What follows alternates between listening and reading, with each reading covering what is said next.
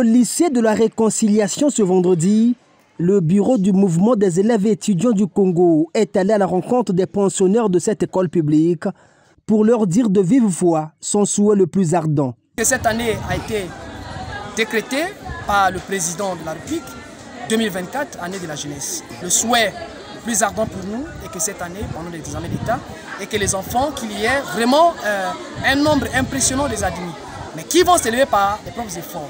Nous voulons la qualité, et nous ne voulons pas la quantité, la qualité. Dans la salle, ce sont des candidats au baccalauréat, toutes séries comprises, en face du MEC. Usant d'une touche de pédagogie, Prince Bayunga s'est apaisanti sur 2 volets pour conscientiser les élèves. D'abord, un appel à bannir toute velléité de fraude. Nous avions constaté que la plupart de nos amis, pendant les examens, vraiment, ils brillent par des mauvais comportements. La tricherie. Pendant l'examen, on ne triche pas. Vous trichez lorsqu'on vous attrape. Vous savez le sort qui vous est réservé. Vous avez combien d'années? 5 ans. Sans faire l'examen. Montrer aux candidats les conséquences de la fraude scolaire, une manière de décourager cet esprit ayant mené à une prise de conscience. L'autre volet de la communication du président national du MEC était un appel au civisme. Vous viennent à l'école avec les substances toxiques, qui mettent les substances toxiques dans leur sac et dans leur poche. Est-ce qu'un élève sérieux peut se comporter de la sorte? Les actes crapuleux qui s'étaient passés, où nos amis, vos amis du lycée 5 février s'étaient comportés, sont montés en train de... Il y a eu profanation de l'emblème. Drapeau. C'est grave. Et vous voyez aujourd'hui quel est leur sort. Ce n'est que dans la discipline où on peut réussir. Un élève indiscipliné ne peut pas réussir. Des conseils qui tombent à pic. À exactement 50 jours des épreuves écrites du baccalauréat général, ces élèves apprécient l'action du mouvement.